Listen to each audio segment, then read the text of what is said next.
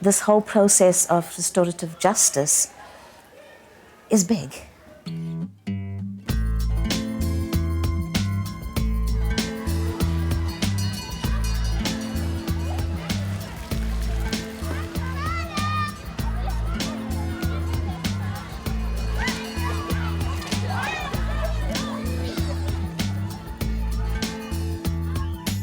I became aware of the restorative justice principles, and it came out of a punitive type of exercise that we had to embark on here at the school involving 2 students.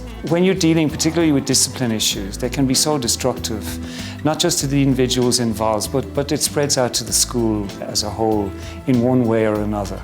And I really felt after that whole process that we needed to embark on an alternative.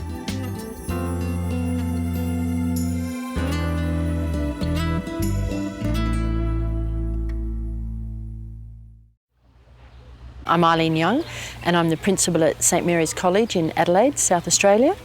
I thought what a wonderful opportunity for 2 countries to share a common interest in children and education and what's important to them, and to learn from each other.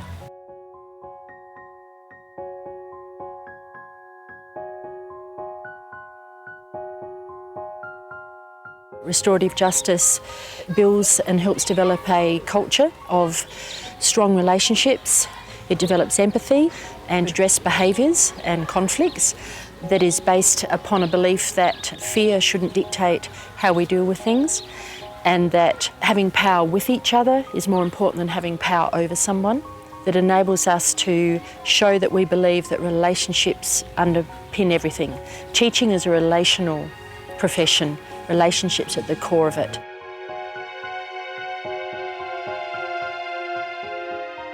A buzzword that's often used is having an ethos, a school ethos.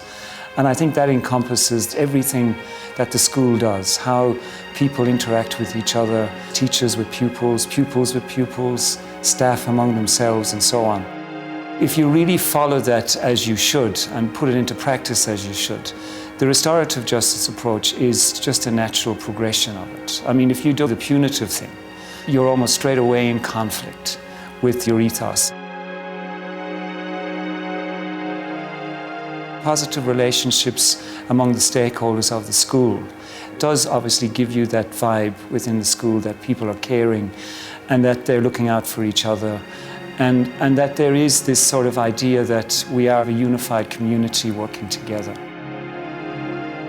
The whole restorative justice approach, I would argue, happens in highly collaborative cultures. When a teacher faces any kind of issue that requires disciplinary action, they will do it within the ethos of the school. With the punitive approach, you are in charge of the classroom because you're carrying a cane. With the restorative approach, you get to be accepted, you get to be given the respect, and you get to be able to work with the learners because you have built a relationship. And the relationship is the most important thing, because it is that relationship that then gets everything to be able to happen within the classroom. So from the relationship with learner and teacher, then you need a relationship with learner and learner. So when there are challenges, everybody knows that the relationship has been affected. We need to sit down and we need to talk. Just like in a family, we need to sit down and we need to talk about what are the issues that are challenging our relationship. How can we deal with them? If you want to teach children, you need to love them, and you need to love them equally.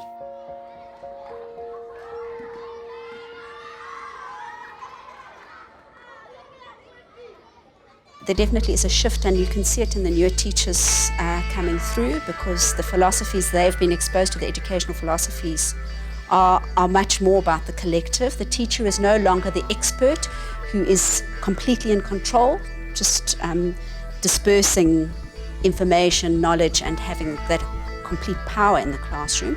I mean, I think teachers do have power in the classroom, and teachers are the responsible adults, but they really, in terms of learning, are facilitators. And they are on a journey as much as the students are on a journey. I can just remember a comment made one day by a child in the middle of a class, and she says, "Mum, is this the way to do this question?" This child was so comfortable with their relationship with the teacher that it was almost seen as a foster parent in the course of the school day. So if you can have that level of trust and working together, the core sort of ethos of the school is built, and pretty much everything from there follows. From a personal paradigm perspective, each one of us looks at the world through a filter or lens that make a pattern or mental image apparent of the model we hold of how things are. But this image comes from our experiences. Essentially, we see the world how we are. We interact with our assumptions of how things are, and this we project onto the world around us as a means to understand ourselves. Whether teacher or pupil, these beliefs are all we hold to be true and all we act upon. However, in evolving cultures, change necessitates evolving beliefs.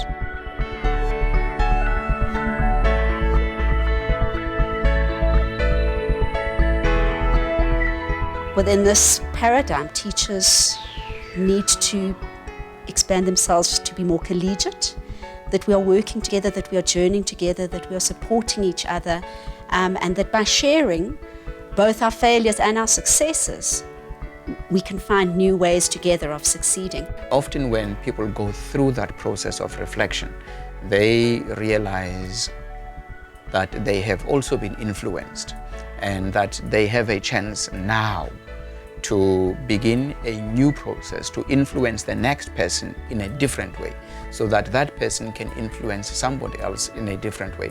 And that if they continue in the way that they have been doing things, the cycle never stops. There is no one approach. While there is a set of questions and an understanding of it, each problem has a context and a story with it. That child's behaviour comes with a story and a particular issue or need. It's very grey, and you have to have the courage, the teacher has to have the courage, or the school leader has to have the courage to stand by their beliefs in restorative justice and risk being criticised for journeying with the student, with the child.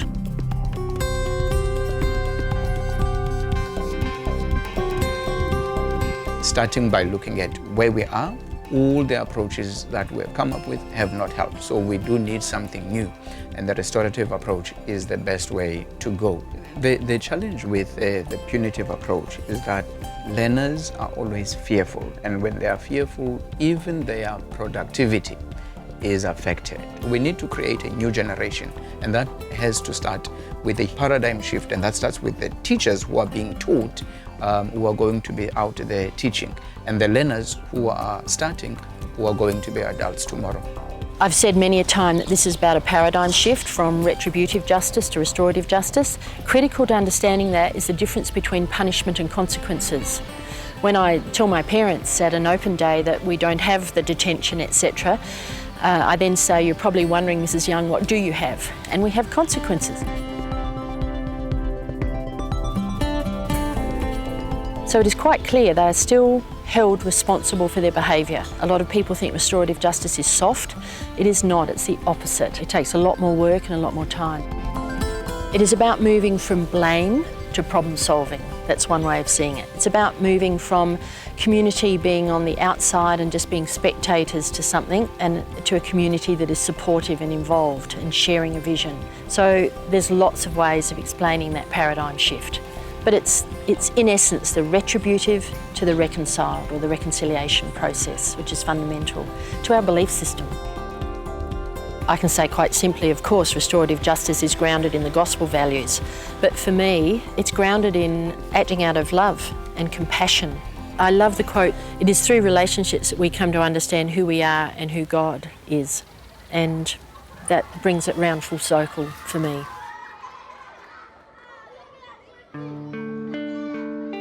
Just as much as academic teaching requires you to be aware of moments of learning, of taking a child from this level to the next level, so too with behavior and attitude and values. And that's the job of a teacher. It's about a belief system, and ultimately believing in the fundamental goodness in children and others. Dignity and respect for humanity is probably the most fundamental value that underpins restorative justice. Dignity is lost on both sides of the discipline divide. The person exercising the discipline gives up their dignity to exercise it, and the person receiving the discipline is placed in a totally indignified position. The approach is not about rules per se. It is an approach that is couched in values of dignity, of justice. And so it has a framework but no specific rules to follow. So it is a harder approach to follow, but it is the one that will reap the most rewards for the learner and for the teacher, I think, in the end. It's easier to say, well, if you did this, that's the punishment. If you did that, that's the punishment. It's easier to follow, but you're not looking at the child at all. You're just looking at action, reaction, and that's it.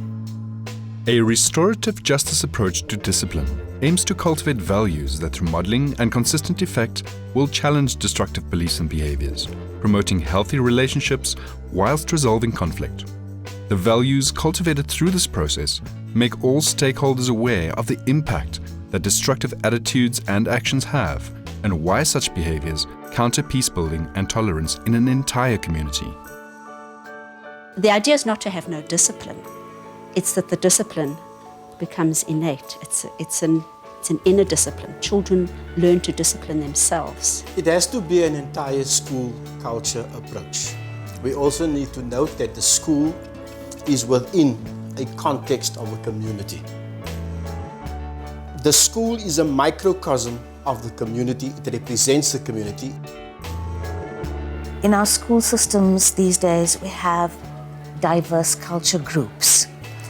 So understanding human values, it's critical in moving from one point to the next in any process, be it education, be it in discipline, in any aspect of the schooling system. Students realise that they have to take accountability for their behaviour, which is what justice is, being accountable.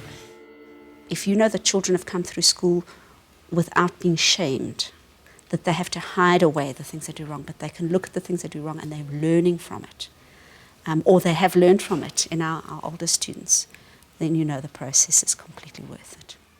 And that's what's at the heart of it, moving from fear and punishment and power over to moving to love and compassion and empathy and care and power with.